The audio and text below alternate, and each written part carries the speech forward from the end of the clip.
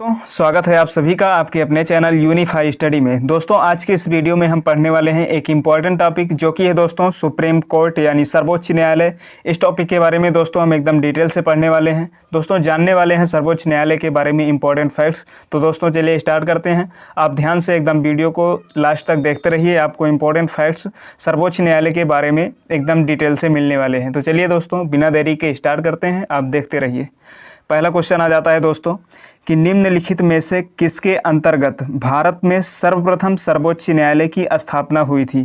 तो दोस्तों इसका आंसर हो जाएगा रेगुलेटिंग एक्ट यानी रेगुलेटिंग अधिनियम 1773 में। दोस्तों बंगाल में कुप्रशासन के जो चल रहा था उसमें उपजी परिस्थितियां जो चल रही थी उसमें ब्रिटिश संसद को ईस्ट इंडिया कंपनी के कार्यों की जांच के लिए बाध्य कर दिया गया था। तभी दोस्तों ब्रिटिश संसद ने पाया कि भारत में जो कंपनी की गतिविधियां हैं उसको नियंत्रित करने की ज़रूरत है और उसी समय पर इस ज़रूरत को पूरा करने के लिए 1773 ईस्वी में रेगुलेटिंग एक्ट 1773 पारित किया गया। इसी एक्ट के तहत दोस्तों न्यायिक प्रशासन के लिए कलकत्ता में एक सुप्रीम कोर्ट की स्थापना का प्रस्ताव शामिल किया गया था। तो ये दोस्तों रेगुलेटिंग एक्ट 1773 के अंतर्गत भारत में सर्वप्रथम सर्वोच्च न्यायालय की स्थापना हुई थी।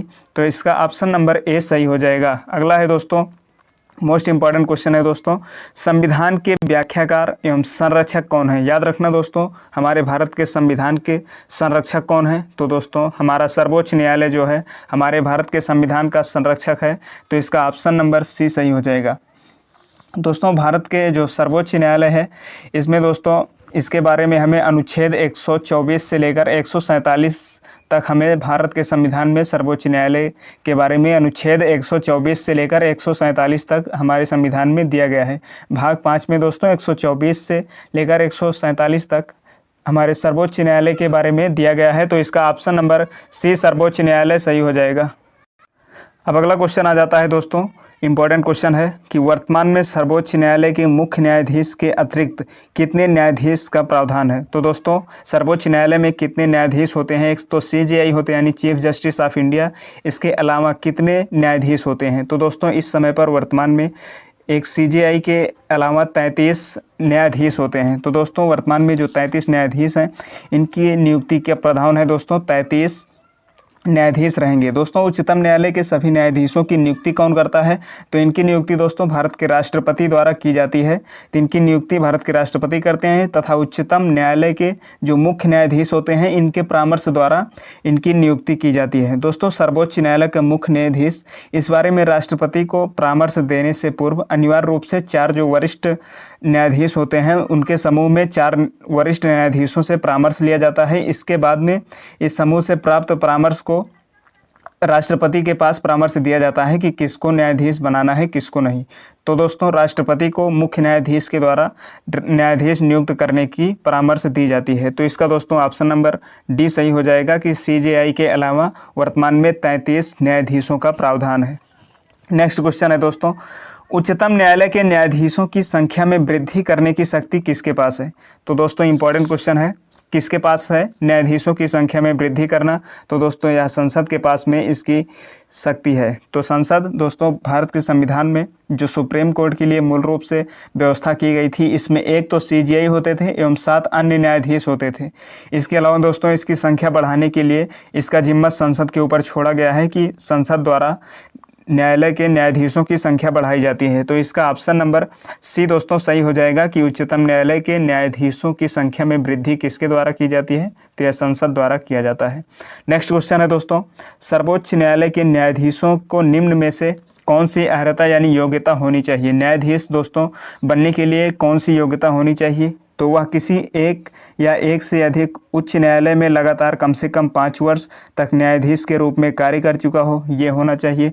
और दोस्तों वह किसी एक या एक से अधिक उच्च न्यायालयों में लगातार 10 वर्षों तक अधिवक्ता रहा हो, वह एक पारंगत विधि वेत्ता हो। तो दोस्तों इनमें से सभी ये यानी कि उपर्युक्त में से सब क्वालिटियाँ होनी चाहिए एक न्यायाधीश बनने के लिए। दोस्तों उसकी योग्यताओं के बारे में जानते हैं तो वह भारत का नागरिक होना चाहिए। जो न्यायाधीश बन रहा है वह भारत का नागरिक होना चाहिए एवं कम से कम 5 वर्ष के लिए उच्च न्यायाधीश या 2 से अधिक न्यायालयों में लगातार कम से कम 5 वर्षों तक न्यायाधीश के रूप में वह कार्य कर चुका हो, अथवा वह किसी उच्च न्यायालय या न्यायालयों में लगातार 10 वर्षों तक अधिवक्ता रहा हो। तो ये सब योग्यता रखने वाले को सर्वोच्च न्यायालय का न्यायाधीश बनने की योग्यता होती है। और वह पारंगत विधि वेत्ता हो, यानी कि वह विधि के बारे में जानकारी रखता हो, तो राष्ट्रपति के द्वारा उसे नियुक्त किया जाता है। तो इसका ऑप्शन नंबर डी सही हो जाएगा कि यानी उपर्युक्त में से कोई भी योग्यता होनी चाहिए। फिर अगला आता है दोस्तों इंपॉर्टेंट क्वेश्चन, सर्वोच्च न्यायालय के मुख्य न्यायाधीश की नियुक्ति कौन करता है? तो दोस्तों सर्वोच्च न्यायालय के मुख्य न्यायाधीश की नियुक्ति राष्ट्रपति के द्वारा की जाती है। दोस्तों भारत के संविधान में अनुच्छेद 124 के अनुसार मुख्य न्यायाधीश की नियुक्ति करते समय राष्ट्रपति अपनी इच्छा अनुसार सर्वोच्च न्यायालय के न्यायाधीशों की सलाह लेता है। वहीं पर दोस्तों अन्य जजों की नियुक्ति के लिए राष्ट्रपति उस समय पर अनिवार्य रूप से मुख्य न्यायाधीश की सलाह माननी पड़ेगी। यानी कि दोस्तों मुख्य न्यायाधीश की नियुक्ति के लिए राष्ट्रपति अपने इच्छानुसार सर्वोच्च न्यायालय के न्यायाधीशों की सलाह लेगा, परंतु अन्य न्यायाधीशों की नियुक्ति के लिए मुख्य न्यायाधीश की परामर्श माननी पड़ेगी दोस्तों राष्ट्रपति को। तो इसका ऑप्शन नंबर डी सही हो जाएगा कि मुख्य न्यायाधीश की नियुक्ति सर्वोच्च न्यायालय में राष्ट्रपति के द्वारा की जाती है। तो इसका ऑप्शन नंबर डी सही हो जाएगा। अगला है दोस्तों इंपॉर्टेंट क्वेश्चन, राष्ट्रपति सर्वोच्च न्यायालय के अन्य न्यायाधीशों की नियुक्ति किसके परामर्श पर करता है? तो दोस्तों अन्य न्यायाधीशों की नियुक्ति सर्वोच्च न्यायालय के मुख्य न्यायाधीश के परामर्श द्वारा राष्ट्रपति के द्वारा नियुक्ति की जाती है। तो याद रखना सर्वोच्च न्यायालय के अन्य न्यायाधीशों की नियुक्ति किसके परामर्श से की जाती है? तो सर्वोच्च न्यायालय का जो CJI होता है यानी कि चीफ जस्टिस ऑफ इंडिया, जो कि इस समय पर दोस्तों शरद अरविंद बोबड़े हैं दोस्तों। तो ये दोस्तों इस समय पर CJI हैं। तो सर्वोच्च न्यायालय के मुख्य न्यायाधीश के परामर्श द्वारा राष्ट्रपति इसकी नियुक्ति करते हैं। तो अगला क्वेश्चन है दोस्तों, सर्वोच्च न्यायालय में तदर्थ न्यायाधीशों की नियुक्ति किस देश के न्याय प्रणाली से प्रेरित हुआ है? तो दोस्तों इसका ऑप्शन हो जाएगा ऑप्शन नंबर डी फ्रांस से। तो दोस्तों सर्वोच्च न्यायालय में न्यायाधीशों की नियुक्ति किस देश की प्रणाली से प्रेरित है? तो इसका ऑप्शन नंबर डी फ्रांस सही हो जाएगा। अगला है दोस्तों, उच्चतम न्यायालय के न्यायाधीशों की सेवानिवृत्ति की आयु क्या होती है? तो दोस्तों इनकी सेवानिवृत्ति की आयु होती है 65 वर्ष। दोस्तों उच्चतम न्यायालय के न्यायाधीशों की सेवानिवृत्ति 65 वर्ष होती है। इससे पहले इन्हें महाभियोग द्वारा हटाया जा सकता है। तो महाभियोग कब लगता है? तो न्यायाधीश के दुर्व्यवहार या असमर्थता सिद्ध होने पर संसद के दोनों सदनों जो कि लोकसभा एवं राज्यसभा द्वारा 2/3 भाग से यानी 66% बहुमत से पारित प्रस्ताव के आधार पर इसे राष्ट्रपति द्वारा हटाया जा सकता है। तो उम्मीद करता हूं दोस्तों कि आपको ये पता चला होगा कि 65 वर्ष। तो ये दोस्तों इसका ऑप्शन नंबर ए 65 वर्ष सही हो जाएगा। अगला है दोस्तों, सर्वोच्च न्यायालय के न्यायाधीशों को उसके पद से केवल किन प्रमाणित आधारों से हटाया जा सकता है? तो यानी कि कदाचार, इससे भी हटाया जा सकता है, एवं असमर्थता, इससे यानी कि उपर्युक्त दोनों प्रमाणित आधारों पर से इसे हटाया जा सकता है। तो इसका ऑप्शन नंबर सी सही हो जाएगा कि सर्वोच्च न्यायालय के न्यायाधीशों को उसके पद से कदाचार एवं असमर्थता के आधार पर उसे हटाया जा सकता है एवं इसे महाभियोग द्वारा हटाया जाता है। संसद के दोनों सदनों से 2/3 बहुमत से इसे प्रस्ताव पारित करके राष्ट्रपति द्वारा हटाया जाता है।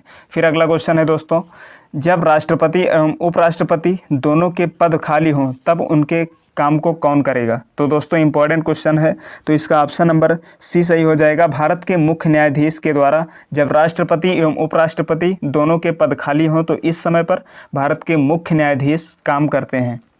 दोस्तों ऐसा भारत के इतिहास में मात्र एक बार हुआ है कि जब सर्वोच्च न्यायालय के मुख्य न्यायाधीश थे एम हिदायतुल्ला जी। इन्होंने राष्ट्रपति जाकिर हुसैन के निधन के बाद में एवं उपराष्ट्रपति उस समय थे बीबी गिरी। इनके त्यागपत्र देने के कारण दोस्तों 20 जुलाई 1969 से लेकर 24 अगस्त 1969 तक भारत के कार्यकारी राष्ट्रपति का दायित्व निभाया था। तो याद रखना दोस्तों, एम हिदायतुल्ला मुख्य न्यायाधीश थे उस समय पर, तो इनके द्वारा राष्ट्रपति का पद संभाला गया था। तो इसका ऑप्शन नंबर सी सही हो जाएगा कि जब राष्ट्रपति एवं उपराष्ट्रपति दोनों के पद खाली हों तो भारत के मुख्य न्यायाधीश द्वारा संभाला जाता है शासन। अगला क्वेश्चन है दोस्तों, क्वेश्चन नंबर 12, निम्नलिखित में से भारत के किस मुख्य न्यायाधीश ने राष्ट्रपति के रूप में काम किया है? तो अभी आपको बताया हमने दोस्तों कि option number A justice M Hidayatullah के द्वारा राष्ट्रपति के रूप में कार्यभार संभाला गया है, तो इसका ऑप्शन नंबर ए सही हो जाएगा। अगला है दोस्तों, सेवानिवृत्ति के पश्चात सर्वोच्च न्यायालय के न्यायाधीश वकालत कर सकते हैं? केवल सर्वोच्च न्यायालय में, केवल उच्च न्यायालय में, सर्वोच्च न्यायालय तथा उच्च न्यायालय में? तो दोस्तों किसी भी न्यायालय में नहीं कर सकते, तो इसका ऑप्शन नंबर डी सही हो जाएगा कि सर्वोच्च न्यायालय के न्यायाधीश जो सेवानिवृत्ति पा चुके हैं उसके पश्चात वे किसी भी न्यायालय में वकालत नहीं कर सकते हैं, तो इसका ऑप्शन नंबर डी सही हो जाएगा। अगला है दोस्तों, इंपॉर्टेंट क्वेश्चन है 14 क्वेश्चन नंबर, सर्वोच्च न्यायालय के न्यायिक कामकाज के लिए किस भाषा का प्रयोग किया जाता है? तो दोस्तों इसका अंग्रेजी भाषा का प्रयोग किया जाता है सर्वोच्च न्यायालय के न्यायिक कामकाज के लिए, तो इसका ऑप्शन नंबर 20 सही हो जाएगा। अगला क्वेश्चन है क्वेश्चन नंबर 15, भारत में न्यायपालिका है, तो दोस्तों भारत में न्यायपालिका कैसी है? संसद के अधीन है या राष्ट्रपति के अधीन है या प्रधानमंत्री के अधीन है? तो दोस्तों यह किसी के अधीन नहीं है, यह एक स्वतंत्र है। भारत में न्यायपालिका एक स्वतंत्र है, जिसमें दोस्तों स्वतंत्र न्यायपालिका में शीर्ष स्थान पर सर्वोच्च न्यायालय है, जिसका प्रमुख दोस्तों यानी सुप्रीम कोर्ट का मुख्य न्यायाधीश होता है सीजेआई यानी चीफ जस्टिस ऑफ इंडिया, जो कि इस समय पर शरद अरविंद बोबड़े हैं, तो इसका ऑप्शन नंबर ए सही हो जाएगा। स्वतंत्र है, भारत में न्यायपालिका कैसी है? तो स्वतंत्र है। उसके बाद दोस्तों अगला क्वेश्चन है, राष्ट्रपति एवं उपराष्ट्रपति के निर्वाचन में विवाद के मामले को किसको प्रस्तुत किया जाता है? तो दोस्तों इसका हो जाएगा आंसर भारत का उच्चतम न्यायालय। दोस्तों जब राष्ट्रपति एवं उपराष्ट्रपति के निर्वाचन में कोई भी विवाद आ जाता है तो इसे कहाँ प्रस्तुत किया जाता है? तो भारत के उच्चतम न्यायालय में इसे प्रस्तुत किया जाता है।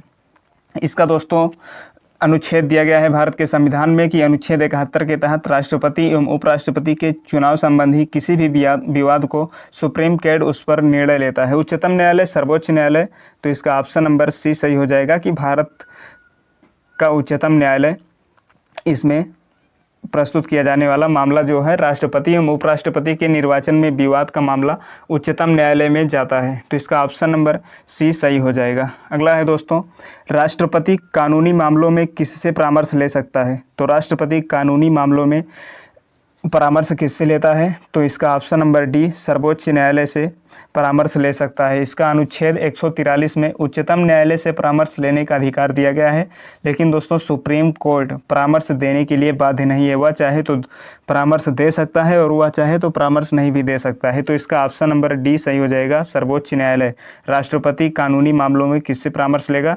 तो संविधान के अनुच्छेद 143 के अंतर्गत सर्वोच्च न्यायालय से वह परामर्श ले सकता है। अगला क्वेश्चन है, जनहित याचिका दायर की जा सकती है, तो जनहित याचिका कहाँ दायर की जा सकती है?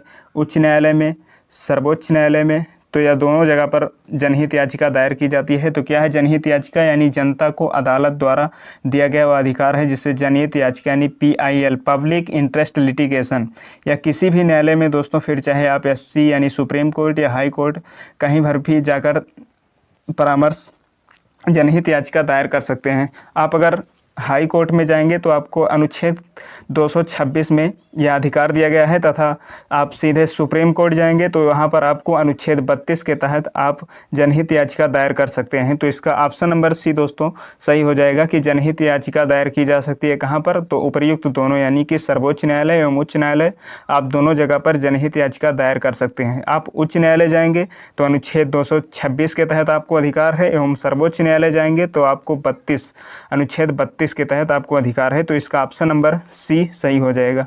अगला क्वेश्चन है, सर्वोच्च न्यायालय कौन सा प्रलेख जारी नहीं कर सकता है? तो वह कौन कौन से प्रलेख जारी करता है? तो बंदी प्रत्यक्षीकरण ये जारी करता है, एवं प्रतिषेध परमादेश ये भी जारी करता है, यानी कि निषेधाज्ञा यह नहीं जारी करता है, तो इसका ऑप्शन नंबर बी सही हो जाएगा। उसके द्वारा कौन कौन सी याचिकाएँ प्रलेख जारी किए जाते हैं? तो सर्वोच्च न्यायालय एवं उच्च न्यायालय दोनों के द्वारा नागरिकों के मूल अधिकार जो कि हैं भाग 3 में दिए गए मूल अधिकार, जिसमें इनकी रक्षा करना सुप्रीम कोर्ट और हाई कोर्ट का दिया गया है, तो इसमें दोस्तों निम्न 5 पर प्रलेख जारी करते हैं, जिसमें से पहला है बंदी प्रत्यक्षीकरण एवं परमादेश, प्रतिषेध, उत्प्रेषण एवं अधिकार परीक्षा। ये दोस्तों सर्वोच्च न्यायालय में प्रलेख जारी किया जाता है, एवं किस पर नहीं किया जाता? तो निषेधाज्ञा, तो इसका ऑप्शन नंबर बी सही हो जाएगा। अगला क्वेश्चन है दोस्तों, उच्चतम न्यायालय द्वारा परमादेश किसे जारी किया जाता है? तो परमादेश किसे जारी किया जाता है? तो दोस्तों ये प्रलेख जारी किया गया है सर्वोच्च न्यायालय द्वारा। तो किसको दिया जाता है? तो किसी अधिकारी को जो सरकारी आदेश निभाने के लिए है, यानी कि जो दोस्तों सरकारी व्यक्ति है उसे दोस्तों परमादेश जारी किया जाता है। तो इसका ऑप्शन ए सही हो जाएगा कि किसी भी अधिकारी को सरकारी आदेश निभाने के लिए उसे परमादेश जारी किया जाता है। तो यह अनुच्छेद 32 में दिया गया है। तो इसका ऑप्शन नंबर ए सही हो जाएगा। अगला है दोस्तों क्वेश्चन नंबर 21, सर्वोच्च न्यायालय के न्यायाधीश भारत के राष्ट्रपति द्वारा हटाए जाते हैं। तो किस प्रकार से सर्वोच्च न्यायालय के न्यायाधीश भारत के राष्ट्रपति द्वारा हटाए जाते हैं? तो दोस्तों संसद में महाभियोग प्रस्ताव पारित होने के बाद में राष्ट्रपति द्वारा सर्वोच्च न्यायालय के न्यायाधीश को हटाया जा सकता है, यानी कि 2/3 बहुमत प्राप्त होने पर प्रस्ताव पारित होने के बाद राष्ट्रपति उसे महाभियोग द्वारा हटा देते हैं। तो इसका ऑप्शन नंबर डी सही होगा। अगला क्वेश्चन है दोस्तों, भारत के उच्चतम न्यायालय को केवल प्रारंभिक क्षेत्राधिकार है, केवल अपीलीय क्षेत्राधिकार है, या प्रारंभिक एवं अपीलीय क्षेत्राधिकार है? तो दोस्तों इसका ऑप्शन नंबर डी प्रारंभिक, अपीलीय एवं परामर्शदायी क्षेत्राधिकार, ये तीनों प्रकार के अधिकार भारत के उच्चतम न्यायालय को हैं। तो इसका ऑप्शन नंबर डी सही हो जाएगा। अगला क्वेश्चन है दोस्तों, भारत के किस संवैधानिक पद पर कोई महिला नहीं रही है अभी तक? दोस्तों कौन सा ऐसा संवैधानिक पद है जिस पर अभी तक महिला नहीं है? तो दोस्तों इस समय पर अभी तक उच्चतम न्यायालय के मुख्य न्यायाधीश के रूप में अभी तक कोई भी महिला नहीं रही है। इस पद पर अभी तक कोई भी महिला नहीं आई है। तो इसका ऑप्शन नंबर ए सही हो जाएगा। नेक्स्ट क्वेश्चन है दोस्तों, ये किसके फैसले पर भारत के बाकी सभी न्यायालयों को उसके फैसले को मानना पड़ता है? तो दोस्तों भारत के उच्चतम न्यायालय के फैसले को भारत के बाकी सभी न्यायालयों को उसके फैसले को मानना पड़ता है। तो इसका ऑप्शन नंबर ए सही हो जाएगा। अगला क्वेश्चन है दोस्तों, सर्वोच्च न्यायालय के जजों का वेतन किससे आहरित किया जाता है, यानी कि कहाँ से दिया जाता है? तो सर्वोच्च न्यायालय के जजों का वेतन दोस्तों संचित निधि से दिया जाता है, या सरकार की संचित निधि से इनका वेतन दिया जाता है। दोस्तों CJI यानी कि मुख्य न्यायाधीश जो होते हैं उनका वेतन होता है 2,80,000 तथा अन्य जो न्यायाधीश होते हैं उनका वेतन होता है 2,50,000 रुपये। तो दोस्तों इसका ऑप्शन नंबर सी सही हो जाएगा कि सर्वोच्च न्यायालय के जजों का वेतन कहाँ से दिया जाता है? तो यह भारत सरकार के संचित निधि से इनका वेतन दिया जाता है। तो इसका ऑप्शन नंबर सी सही हो जाएगा। नेक्स्ट क्वेश्चन है दोस्तों, सर्वोच्च न्यायालय के प्रथम मुख्य न्यायाधीश कौन थे? तो दोस्तों सर्वोच्च न्यायालय के प्रथम न्यायाधीश थे हीरालाल जे कानिया। तो इसका ऑप्शन नंबर ए सही हो जाएगा कि भारत में दोस्तों स्वतंत्र भारत के पहले मुख्य न्यायाधीश बने थे हीरालाल जे कानिया। उनका निधन दोस्तों पद पर रहते हुए वर्ष 1951 में इनका निधन हो गया था। तो दोस्तों ऑप्शन नंबर ए सही हो जाएगा कि सर्वोच्च न्यायालय के प्रथम मुख्य न्यायाधीश तो स्वतंत्र भारत के ये थे। तो इसका ऑप्शन ए हीरालाल जे कानिया सही हो जाएगा। नेक्स्ट क्वेश्चन है दोस्तों, इंपॉर्टेंट क्वेश्चन है, सर्वोच्च न्यायालय के किस मुख्य न्यायाधीश ने 20 जुलाई 1969 से 24 अगस्त 1969 तक कार्यकारी राष्ट्रपति के रूप में कार्य किया? तो इसका ऑप्शन नंबर बी सही हो जाएगा। HM हिदायतुल्लाह भी हमने पिछले क्वेश्चन में आपको बताया दोस्तों कि वह सर्वोच्च न्यायालय के मुख्य न्यायाधीश ने राष्ट्रपति के रूप में कार्यभार संभाला था। तो उस समय पर बेबी किरी के द्वारा त्यागपत्र दिया गया था। तो इस समय पर न तो राष्ट्रपति उपस्थित थे और न ही उपराष्ट्रपति। तो ऐसी स्थिति में सर्वोच्च न्यायालय के मुख्य न्यायाधीश के द्वारा राष्ट्रपति का कार्यभार संभाला जाता है।